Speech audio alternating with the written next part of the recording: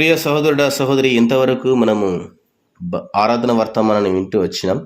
ఈ సమయంలో బల వర్తమానంలో భాగంగా అపోస్తుల పౌలు హెబ్రీలకు రాసిన పత్రిక 11వ అధ్యాయం 13వ వచనాన్ని కలిసి చదువుకుందాం. అపోస్తులైన పౌలు హెబ్రీలకు రాసిన పత్రిక 11వ అధ్యాయం 13వ వచనాన్ని అందరం కలిసి చదువుకుందాం. వీరందరూ ఆ వాగ్దానముల ఫలము అనుభవింపకపోయినను దూరము నుండి చూచి వందనము చేసి తాము భూమి మీద పరదేశులమును యాత్రికులమునై ఉన్నామని ఒప్పుకొని విశ్వాసము గల వారై మృతి నొందిరి. సహోదరుడా సహోదరి, ఇక్కడ చూస్తున్నాం. ఏం చూస్తున్నామండి? హెబ్రీలకు రాసిన పత్రిక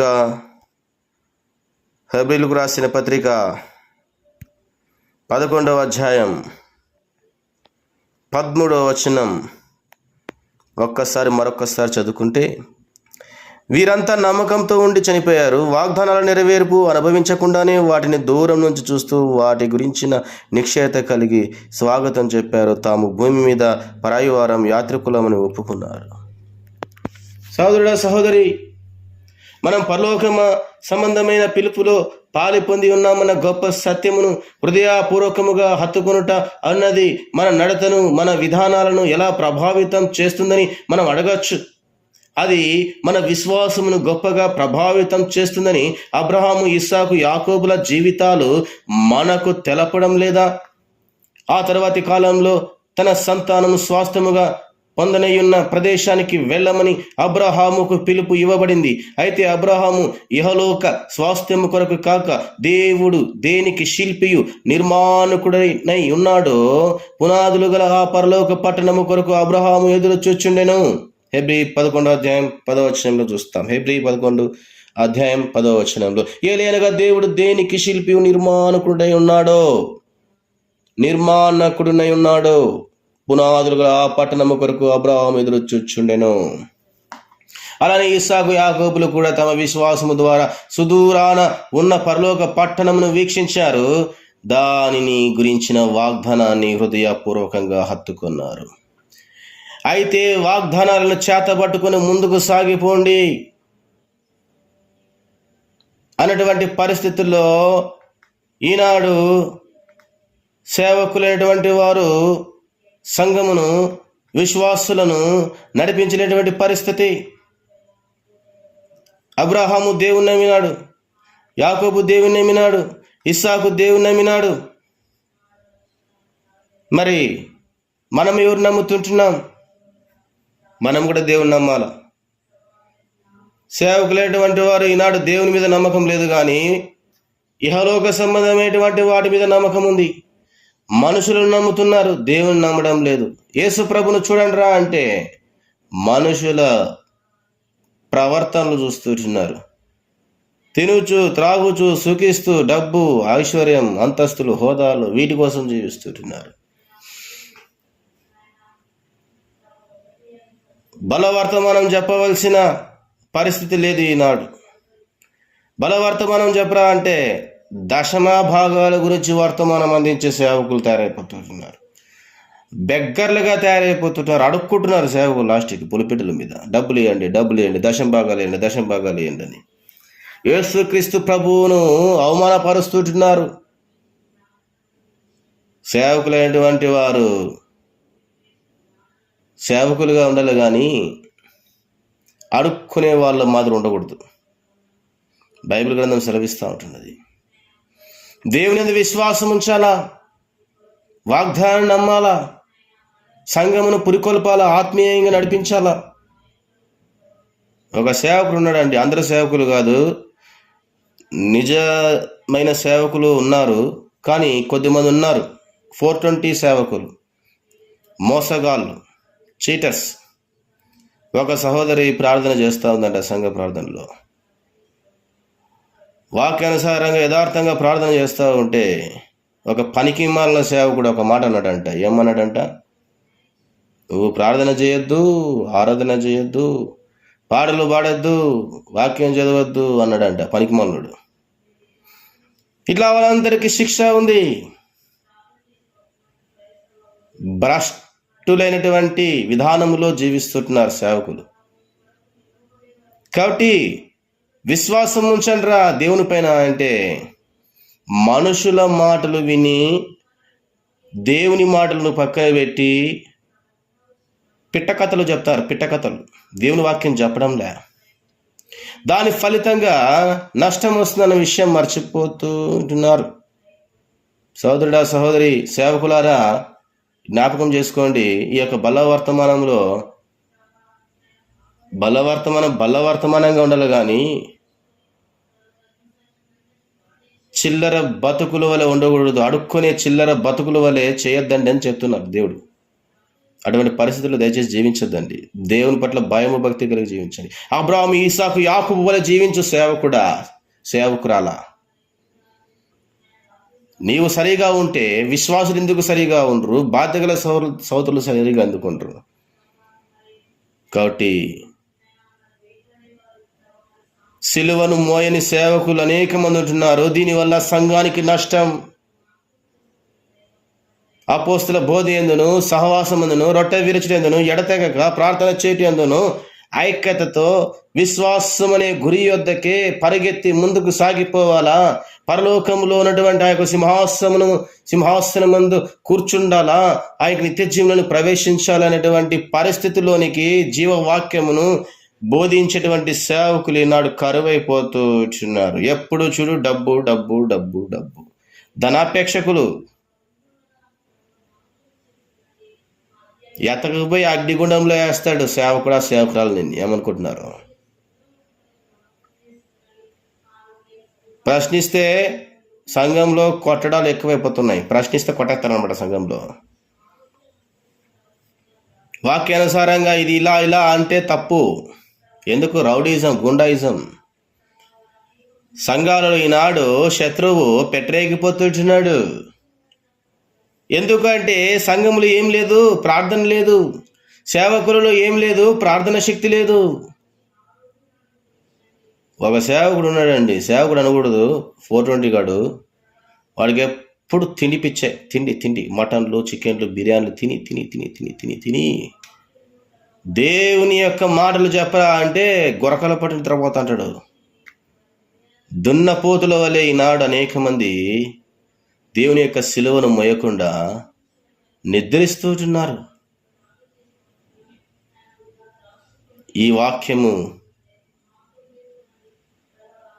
నీతి, న్యాయం, ధర్మంగా ఎవరైతే సేవా జీవితం చేయడం లేదో వారికి మాత్రమే వర్తిస్తుందన్న విషయం మర్చిపోకూడదు. అబ్రాహాము, ఇస్సాకు, యాకోబు వలె జీవించమని దేవుడు చెప్తుంటున్నాడు. మరి ఎలా జీవిస్తుంటున్నారు? నీ గురి ఎక్కడా? యేసు వైపు. కాబట్టి బక్సింగన్న గారు ప్రార్థనాపూర్వకంగా ముందుకు సాగిపోయాడు. అపోస్తలుడైన పౌలు ప్రార్థనాపూర్వకంగా ముందుకు సాగిపోయాడు. యేసుక్రీస్తు ప్రభువు కూడా ప్రార్థనాపూర్వకంగా ముందుకు సాగిపోయాడు. ఈనాడు కొద్ది మంది ఉన్నారండి, దొంగ సేవకులు వచ్చేసినారు, డబ్బు సేవకులు. ఆ డబ్బు బాగా తిని తిని తిని అనేకమైనటువంటి జబ్బులు, షుగర్లు, బీపీలు, అబ్బో చాలా రోగాలు ఉన్నాయండి. ఎందుకు వస్తాయి ఏమైనా అంటే అక్రమమైనటువంటి విధానం నడిస్తే జబ్బులే వస్తాయి, రోగాలు వస్తాయి, దేవుని యొక్క శిక్ష. కాబట్టి నిజాయితీగా యథార్థంగా సేవ చేయనటువంటి సహోదరులారా, సేవకులారా, పాస్టర్ములకు, పాస్టర్లకు, ఇంకా అంతకు మించితే ఇంకా సంఘ పెద్దలు కూడా బాధగల సోదరులు, వాళ్ళు కూడా పనికిమాలు ఉన్నారు. కొంతమంది బాధగల సోదరులు, పనికిమాల వాళ్ళు. వాక్యం తెలియదు, ఏమీ తెలియదండి. ఎప్పుడు ధనము, డబ్బు, అధికారం, ఐశ్వర్యం, హోదా, ఇలాంటి వాళ్ళు కూడా తయారైపోతున్నారు. అందరి కొరకు ఈ వాక్యం ఉపదేశించబడతా ఉంది. ఏంటంటే దేవుడు నిజమైన దేవుడు. మళ్ళీ మనం కూడా, మనం కూడా ఎట్లుండాలంటే నిజమైన వారి వల్ల ఉండాలండి. చూడండి, దాని గురించిన వాగ్దాన్ని హృదయపూర్వకంగా హత్తుకున్నారు. ఎవరు హత్తుకున్నారు? ఇస్సాకు హత్తుకున్నాడు, యాకోబు హత్తుకున్నాడు, అబ్రహాము హత్తుకున్నాడు. దాని ఫలితంగా మొట్టమొదటిగా వారు ఈ భూమి మీద పరదేశులుగాను, యాత్రికులుగాను జీవించినారు. వారు పరలోక రాజును చూశారు. పరలోక రాజును చూడండి రా అంటే ఇహలోక సంబంధమైనటువంటి లూసిఫర్ గారిని చూస్తున్నారు అనేక మంది.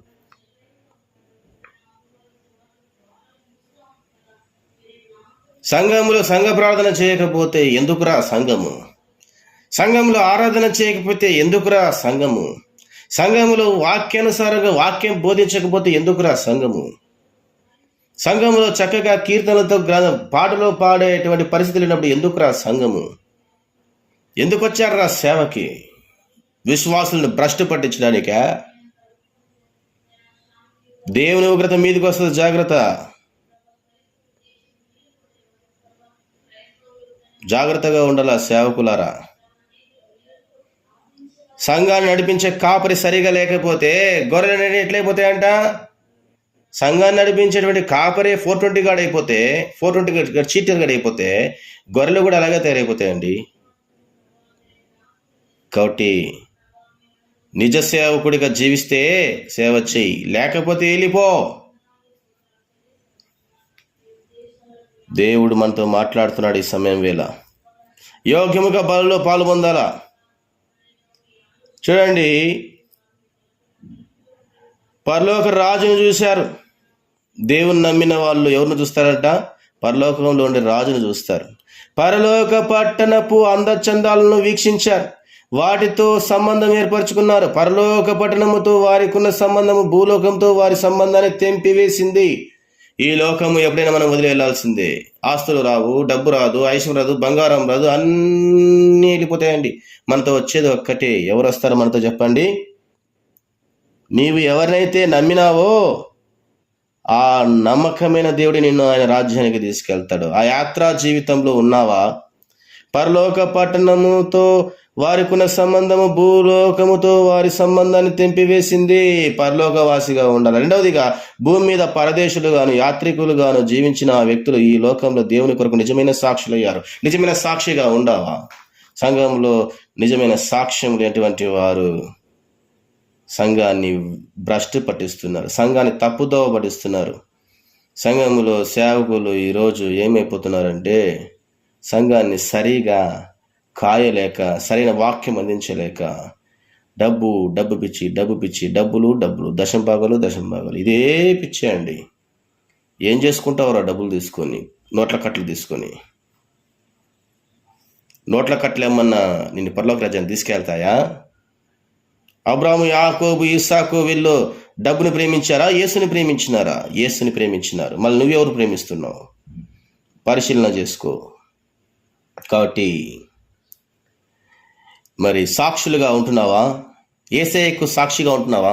వారు కేవలం పెదవులతో ప్రచురిస్తూ దేవునికి సాక్షులుగా లేరు కానీ తమ జీవితాల ద్వారా అనుభవపూర్వకంగా దేవునికి సాక్షులుగా నిలిచారు. అబ్రాహాము, ఇస్సాకు, యాకోబు నిజమైన సాక్షులుగా నిలిచారు దేవునికి. మూడవదిగా, దేవునికి నిజమైన సాక్షులుగా నిలుచడం ద్వారా వారిని లోకం వైపు లాగాలని ప్రయత్నించిన శత్రువైన సైతానుడు, చూడండి, శత్రువైన సైతానుడు లోకంలోకి లాగాలని చూస్తాడంట. ఆ యొక్క సాతాను ఊర్లన్నిటినీ వారు తప్పించుకున్నారు. శత్రువు మనం లాగుతాడండి ఎప్పుడు కూడా.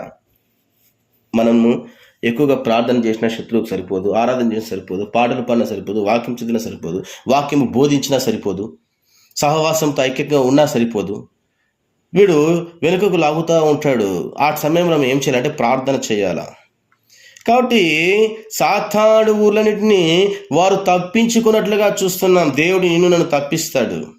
తిరిగి లోకం వైపు తిరిగేందుకు సాతానుడి శోధనల రూపంలో తమ ముందుకొచ్చిన ప్రతి అవకాశాన్ని వారు తిరస్కరించినారు. కాబట్టి సాతానుడు అన్నీ ఇస్తాడు. తినమంటాడు, తాగమంటాడు, తిరగమంటాడు, సుఖించమంటాడు, డబ్బు సంపాదించమంటాడు. ఎరేస్తారా సాతానుడు. మనం వాటికి లొంగిపోకూడదు. కాబట్టి ఈ పాత నిబంధన విశ్వాస వీరుల జీవితాలు మనకు ఎంత అద్భుతమైన ఉదాహరణ అండి. ప్రభువైన యేసు పరలోక విషయాలు మనకు బయలుపరిచి పరలోక పౌరులుగా మనల్ని తయారు చేసినందున పరలోక సంబంధమైన పిలుపులో మనం పాలువారమయ్యాం. క్రీస్తు తన మరణం ద్వారా మనకు పరలోకమును అనుగ్రహించినాడు. పరలోకమునకు మనల్ని యోగ్యులుగా చేసినాడు. పరలోక సంబంధమైన పిలుపుతో పాలువారమగునట్లుగా మనము పరలోకమునకు పిలువబడ్డాం. అయితే ఇక్కడ మన హృదయాలను మనం ఒక ప్రశ్న అడగాలండి. మనము ఆ పరలోక సంబంధమైన పిలుపును హత్తుకొని ఉన్నామా లేదా? ఇహలోక సంబంధమైన జీవితాన్ని హత్తుకొని జీవిస్తున్నామా? పరలోక సంబంధమైనటువంటి పిలుపును మనము హత్తుకోవాలా, యేసు ప్రభును హత్తుకోవాలా. కానీ ఈనాడు అనేక మంది సంఘాల్లో సేవకులు, మరి అదేవిధంగా సేవకుడు కావచ్చు, సేవకురాలు కావచ్చు అండి, అదేవిధంగా వాళ్ళతో ఒక తొట్టి గ్యాంగ్ ఉంటుంది, తొట్టి బ్యాచ్. ఏ బ్యాచ్ అది? డబ్బు బ్యాచ్. కొంతమంది బాధగల సహోదరులు ఉంటారు సంఘంలో, వాళ్ళు కూడా డబ్బు బ్యాచ్ అండి. వీళ్ళైతే ఏం చేస్తారంటే ఒక ముఠా గ్యాంగ్ మొదలు ఉండి సంఘంలో యొక్క డబ్బులు దోచుకొని తినడం అనమాట. దశమ భాగాలు వసూలు చేసుకోవడం, తినడం, తినుచు త్రాగుచు సుఖిస్తూ ఎంజాయ్మెంట్ చేయడం.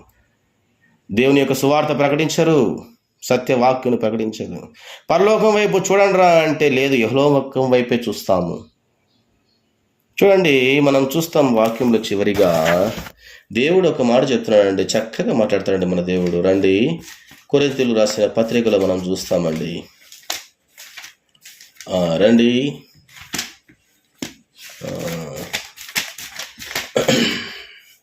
చూడండి, మొదటి అపోస్తలుడైన పౌలు కొరింథీయులకు రాసిన మొదటి పత్రిక 11వ అధ్యాయము 26వ వచనం చూసుకున్నట్లయితే, మీరు ఈ రొట్టెను తిని ఈ పాత్రలోని త్రాగున పిల్ల ప్రభు వచ్చే వరకు ఆయన మరణమును ప్రచురించుదురు. ఏం చేయాలంటే అండి, ఈ రొట్టెను, ఈ యొక్క ద్రాక్ష రసమును త్రాగు ప్రతి వారు ఏం చేయాలంట? ప్రభు వచ్చే వరకు ఆయన మరణమును ప్రచురించారు. ప్రచురిస్తున్నావా? పరలోకము గురించి నువ్వు ప్రచురిస్తున్నావా? యేసు సిలువను గురించి నువ్వు ప్రచురిస్తున్నావా? ఎప్పుడు చూడు డబ్బు డబ్బు డబ్బు డబ్బు, దశంభాగం డబ్బు, దశంభాగం డబ్బు. పిచ్చి పట్టింది ఆ సేవకులు. కొంతమందికి సేవకుడికి పిచ్చి పట్టిపోయింది. ఉన్నాడు ఒక సేవకుడు, పనికి మనలోడు, పిచ్చి పట్టిపోయి డబ్బు డబ్బు డబ్బు. సెకండ్ వర్తమానము వరస్ట్గా చెప్పడం జరిగిందండి. ఒక మెసేజ్లో చూశానండి, వరస్ట్గా చెప్పాడండి మెసేజ్. మనుషుల యొక్క మాటలు ఆచరిస్తూ సాతాను యొక్క కుతంత్రములతో వర్తమానం అందిస్తే అది వర్తమానం అంటారు దాన్ని. ఇహలోక సంబంధమైనటువంటి, శరీర సంబంధమైనటువంటి వర్తమానం, డబ్బు వర్తమానం, బల్ల వర్తమానం కాదు చెప్పింది, డబ్బు వర్తమానం. కాబట్టి డబ్బును ప్రేమించకండి, యేసుని ప్రేమించండి. మందిరం కట్టబడాలన్నా, సువార్త చేయాలన్నా, ఏం చేయాలన్నా ప్రభు మీద ఆధారపడితే దేవుడు ఇస్తాడు. ప్రచురించండి రా అంటే ప్రచురించరు, సువార్తలు చేయరు, గ్రామాల పరిచర్లు చేయరు, సిలువను మోయరు, సరైన టయానికి మందిరానికి రారు. కాబట్టి రౌడీయిజం, గూండాయిజం అయిపోయిందండి. దాదాగిరి చేస్తున్నారు సంఘాలు ఈనాడు. దేవుడు ఒక దినమున వీరందరిని ఏం చేస్తాడంట? మొత్తుతాడు. అట్లా మొత్తడు. చివరిగా చూద్దాము, ఇలాంటి వాళ్ళకి ఒకటే ఉందండి జీతము. చూడండి, ప్రకటన గ్రంథంలో మనం చూస్తామండి. చూడండి, యోహాను రాసిన ప్రకటన గ్రంథము 22వ అధ్యాయంలో మనం చూస్తాం. 11వ వచనంలో చూస్తే, అన్యాయం చేయవాడు, చూడండి, కాలము సమీపమై ఉన్నది. ఏమై ఉందంట? కాలము సమీపమై ఉన్నది. అన్యాయం చేయవాడు ఇంకను అన్యాయం చేయనిము, అపవిత్రుడైన వాడు ఇంకను అపవిత్రుడుగానే ఉండనిము, నీతిమంతుడు ఇంకను నీతిమంతుడుగానే ఉండనిము, పరిశుద్ధుడు ఇంకను పరిశుద్ధుడుగానే ఉండనిము. ఇదిగో త్వరగా వచ్చినాను, వాని క్రియల చొప్పున ప్రతి వానికి చెడకు నేను సిద్ధపరిచించుతున్న నా యొద్ద ఉన్నది. ఇక్కడ జీతం ఇస్తాడంట. నీతిగా జీవిస్తే పరలోక రాజ్యంలో ఉంటావు. అవినీతిపరుడుగా యేసుక్రీస్తు ప్రభును మోసము చేసి క్రైస్తవ జీవితాన్ని భ్రష్టు పట్టించి జీవిస్తే, ధనాపేక్షతో జీవిస్తే, యథార్థమైనటువంటి సేవ చేయకపోతే ఎత్తకపోయి నరకంలో వేస్తాడండి. ఇది ఖచ్చితం అండి. వాక్యంలో ప్రకటన గ్రంథంలో రాయబడింది, ఖచ్చితంగా నెరవేరుతుందండి. ఇటువంటి పరిస్థితి ఉంది. మళ్ళీ ఎవరిని ప్రేమిస్తున్నావు? పరలోకాన్ని ప్రేమిస్తున్నావా, లేకపోతే యెహోలోకాన్ని ప్రేమిస్తున్నావా? తీర్మానం చేసుకొని యేసు సిలువను ప్రచురించు, యోగముగా బలలో పాల్పొందు. లేదు, నేను ఇలాగే ఉంటాను, నేను ఇహలోకాన్ని ప్రేమిస్తాను, డబ్బునే ప్రేమిస్తాను, నేను మార్చుకున్న ఆ జీవితం అంటే బలలో పాలు పొందడానికి వీల్లేదు. ఇదే యెహోవా వాక్కు. దేవుడిచ్చిన వాక్య భాగం దీవించును గాక.